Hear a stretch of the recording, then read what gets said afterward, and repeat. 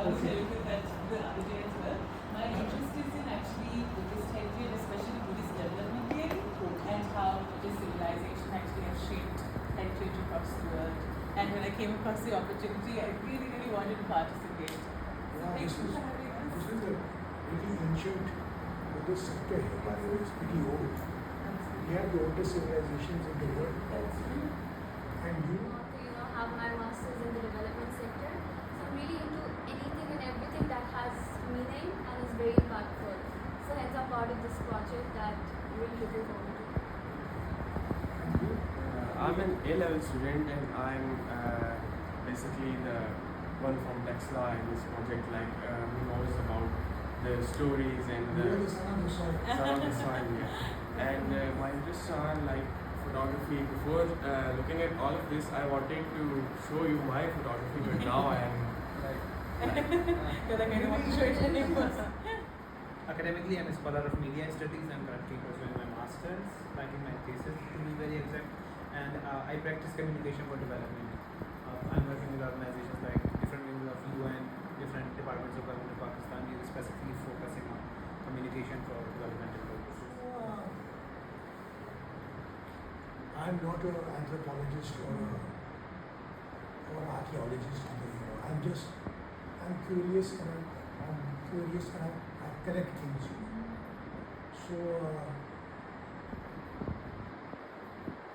lately, what happens is that as you grow older, mashallah, you are young, but as you grow older,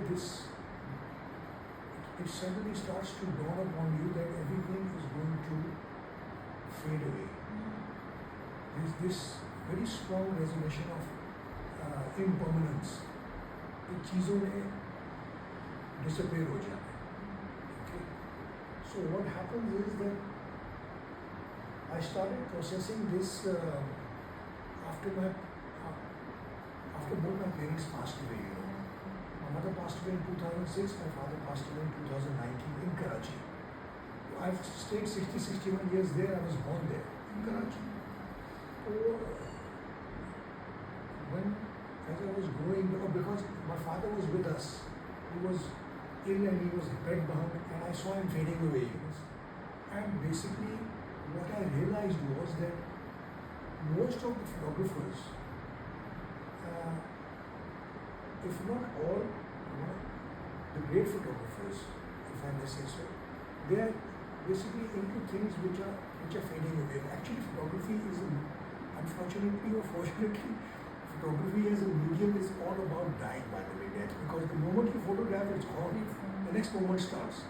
So you are recording. In fact, John Berger, the art critic and writer, called photographers secretaries of death. They document things which are going away. The moment goes. Aren't you observing that? This kind of impermanence, you have to sort of process and come to terms with. You have to live with it, because you start questioning it when you are getting older. When you get older, you start questioning these things. So the romance and the element of something fading away and a race being there before me and gone is what attracted me to these ruins. A lot of photographers, if not all, most, the ruins are a nostalgic thing. There's the romance involved in it. And the romance is of it not being there anymore the way it was. So people bigger than us and greater than us have come and gone. This is going to go. So this is the main attraction why I started this project. Because in this region where we are sitting right now, Islamabad, a lot of documentation has taken place on Taxila, on Gandhara, on stupas. There are a lot of academic books and coffee table, or not really coffee table, semi-coffee table books. I say not really because they're not that good. Some of them are good and they have been made through government grants, through archaeological projects and all that. And the archaeological department and of course the French and the Japanese have done a lot of work on this. They've had exhibitions, joint exhibitions here, abroad. And this has been happening. So there was a lot of visual material also which I could see, and I've been seeing when I got into it, because as I was processing this impermanence when I came here, in July 2021, I remember this. We came on the 7th of July, and towards the end of July, Taxila was the first place I witnessed for not just Taxila, but like the stupas in KPK, meaning Sehdi Sharif, Peshawar. I also went to Karachi Museum to document their Gandhara collection. जो भी था, whatever attracted me, because I'm not knowledgeable or aware of things which are that important, other than the starving Buddha, उस पे लिखा हुआ है, the relic in Lahore Museum, which you might see or might not see. It's a starving Buddha. तो वो बहुत, it's very old. Can you see it? We were looking at it. I'm asking him. The one with the hole in his tummy? No, that is in Bamala. That is in Judea. Not that. There is a starving Buddha in which you will see he is fasting and his stomach is in, his ribs are there. It's made of special stone, especially it's black in color. This is the Lahore Museum. And there is another one, another starving Buddha, which is in 3 pieces, both Peshawar Museum. So this I know because I have been shooting this. I have not read anything about it. Sometimes I just Google for my curiosity. Because the way I work very instinctively. Because I want to collect. I collect and then sort out things. So I was in the process, or I have been in the process of doing the Gandhara portfolio as I might have told you about. So I've been shooting the ruins. Other than that, I've been shooting the city. Meaning Pindi, Islamabad, Lahore, Peshawar. I've been going to places because this is a nice hub to be in. Recently I was in Lahore. I was shooting there. So likewise, Lahore, I went to the Lahore Museum again this time. So what I want to tell you is that what I've learned and what that you have to, in order to get, you should look at the work. There's a photographer by the name of Joseph Kudelka. He's done a book, it's called Ruins. It's like over 25 years of just photographing the Greek Roman ruins around, I think Damascus, Greece, Rome, Syria, Africa, Egypt. So he's got a book called Ruins. So what it depicts, the key to his documentary method is returning, meaning you have to keep returning to the sites. You have to see the stone because stone looks differently in different light. So what I've seen it's done by Shah Zaman Baloch is the photographer. It's a thick book. You've seen it? Yeah. It's a thick book, but वो drone से भी खींचा हुआ. He's done the layout also. He's done everything in it, and that is not a plus point for the book. Because he should have just shot it and let somebody else maybe lay it out. But anyways, वो किया हुआ है. मगर उसमें उन्होंने वो everything is in it. उसमें वो mosque भी है वहाँ जो famous पेशावर में मस्जिद है. वो भी है non-Gandhara stuff and Hindu things are also in it. So it's not really Gandhara. It's a broader thing, which they wanted to do. So it's quite a thick book and a well-spent money book. मगर it's not to the point. मगर वो काम हुआ होगा that you could call a coffee table. Actually. Not much. Other than that, there are other people who've done books also, मगर वो academic हैं, वो professors वगैरह ने, they have done those, which are photographically not that hot. There was a one person who's passed away, Javed Qazi, his name was. He was a photographer, and he coupled with one gentleman, maybe from the armed forces, retired or something, and they've done also a book on Gandhara in terms of the stupas in Pakistan. They've done a book. What is it called exactly? I have that book. When I photographed him, he talked about it. But I picked this up from, there's a bookstore here, Books and Mr. Books shooting. Trying to be different because I've seen a lot of work on this.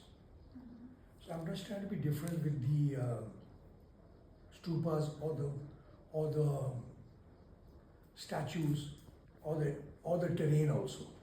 Because whatever attracts me, I shoot it and then I sort of edit meaning in terms of selecting it, whether I want it in the folio or not. So initially they started it about 50, and then now it's like 80 pictures. So I don't know, I will have to maybe look at it again. There's also a Greek temple there which I've shot twice, I think. I want to go there again, but I've shot it once in the winters and once in the summers.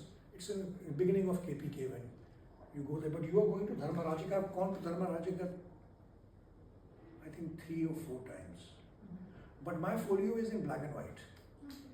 It's not in color because color is too distractive, because color for me, for this was too distractive. I don't know, I feel that initially, although I shoot both in color and black and white, but I wanted this stone or the remains to be documented in black and white. Because I've been inspired by a lot of archaeological old pictures, and they've normally been shot in black and white. Because I think it emphasizes points. That's the medium emphasis. Tones of grays emphasizes what you want to say or what you want to show, It looks old and complete and also graphic, which is important. So that's why I chose the medium. I can show you, but for that you'll have to come and sit here, because you'll have to see it. It's not something like a book form. They are loose photographs, and it's quite elaborate. So, in the sense that you don't have to see all of it. It's not compulsory. If you get impatient, you can stop, because I've shot it with my discipline and my reservoir of a photographer or a collector. In the sense of, because of my parents' sense of loss, there is a attraction of a sense of loss, as I've explained to you earlier. Of the these are just my my writings, whatever I wanted to write on the folio, and the lenses used and whatever I've done. Is it on the photographs, or does it provide context to what is Yes, it does. You're free to handle them. You can see them yourself. You can just have to turn it like this. These are photographic prints, in the sense they inject prints on archival paper. That's on the base of the Dharmarajika stupa Taxila with the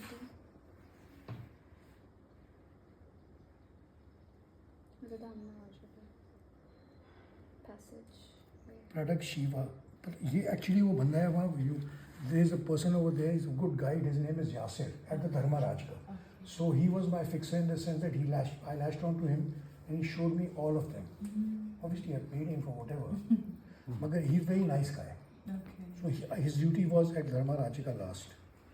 He's our point of contact also. He's good. वो आएगा. No, his mother is very unwell. So we are with Asad, his brother, tomorrow. Okay. This is all Dharmarajika as you're looking at. One of the devotional sites situated. So Dharmarajika stupa.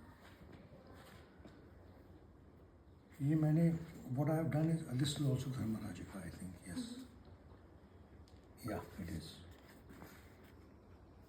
Chambers.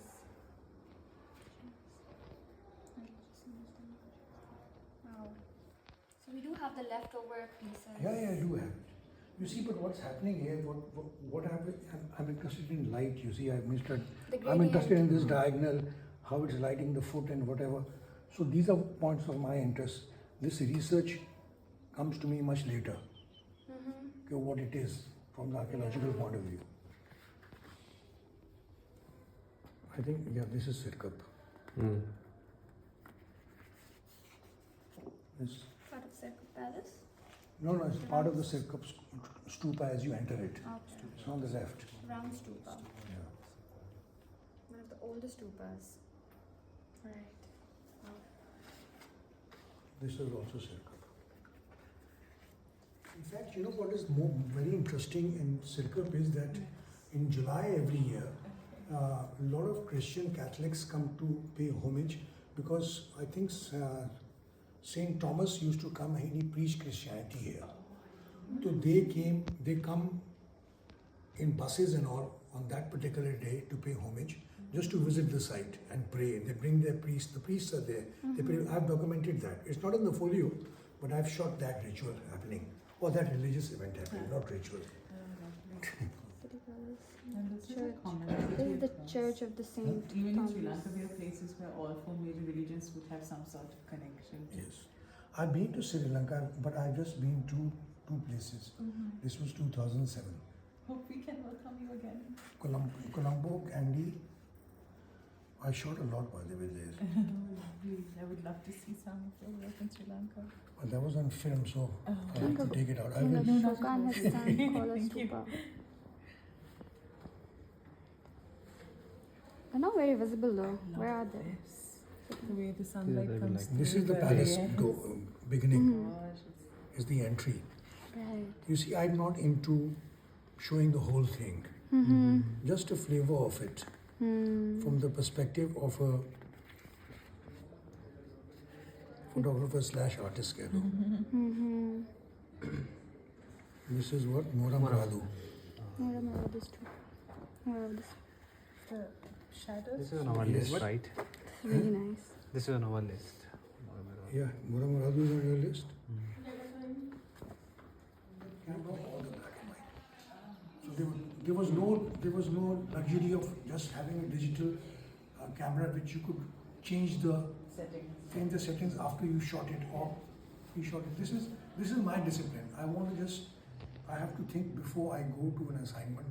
What am I going to take, the monochrome or the normal digital camera? So this is shot all on the monochrome, and mostly with one lens. Other than the Taxila museum, which I've shot with the statues with the 100mm macro and all, because they're accessible. You can shoot it. You can shoot in the museum.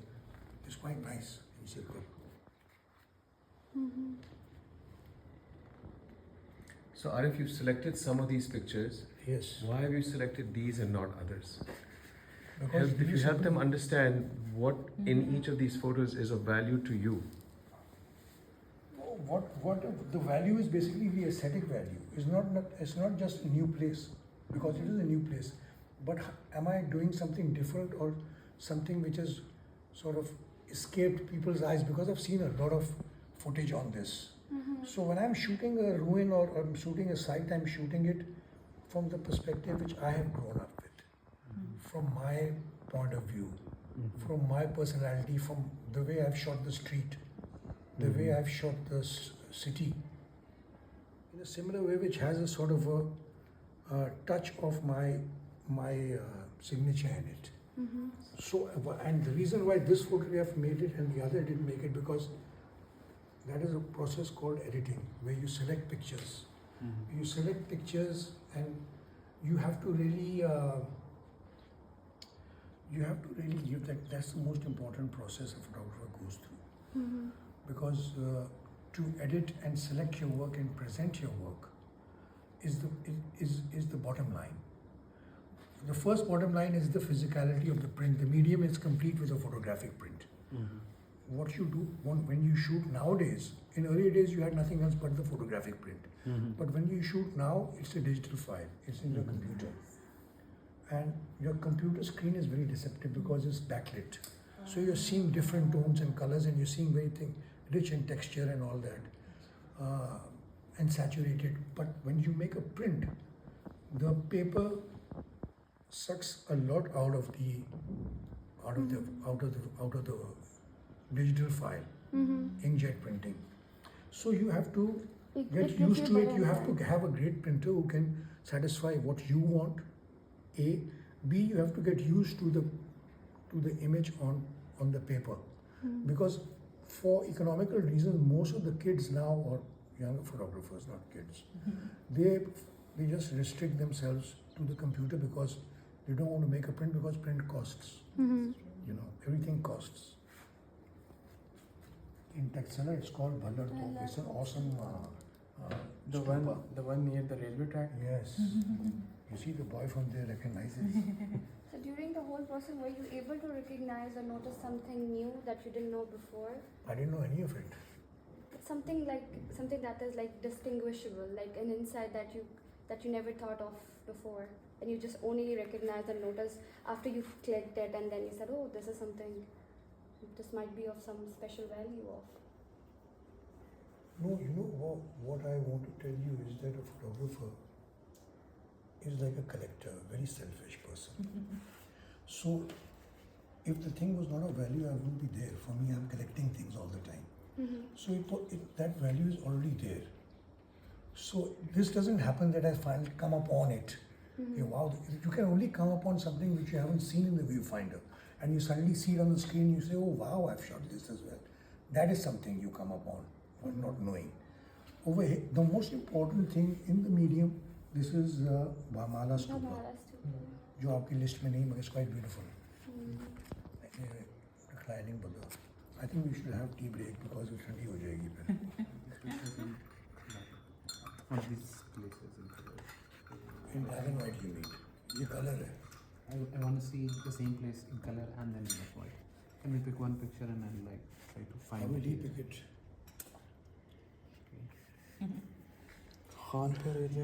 Okay, what you do is, let's go to the, wait a minute, let's go to an easier one, because this is getting complicated. This one, again, this is pure documentation, what you're looking at. The comparison as well. This is basically over here, he told me when he was alive, they got, because this is englassed in a case, when you go there in Lahore, it's the most valuable Gandhara piece they have, maybe in the entire Gandhara, this carving thing. तो ये जो है ना, ये they took it out of the case. He got special permission. He shot it outside with lights. You can see the flashes. This I've shot untouched. This is in the box. Oh, nice. And hence the reflection. Yeah, there's nothing. You can't even. It looks like the eyeballs are empty. They are empty. But in there you can just There see you can that. see. Yeah. But this is just the lighting Lighting effect. inside. I love the lighting the way it is lit up because I don't want to change it. But you can see it. It has a different. But it gives the realistic effect that they no longer have the eyes now. Here and this light falling here. This has been created by underexposing the thing and bringing the magic. You see, the beauty of light is that it can make something ordinary look extraordinary. That's true. So you don't see things like this. Your framing and the way you use the light sometimes. And these places need that because these are basically forgotten places which normally are not looked into. So ये ज़रूरी है. I'm going to show you this Buddha now. This is in 3 pieces. You see this? When I was telling you, this is the head, this is the chest, and this is the base. The base is much more elaborate than. Open that book. You see this? This is nothing compared to this elaboration. This is all in the Peshawar Museum. But I think the team of archaeologists is there. They're going to put it together. It'll lose it. Because I hope they do a good job, because if they don't, it's going to be over for this thing.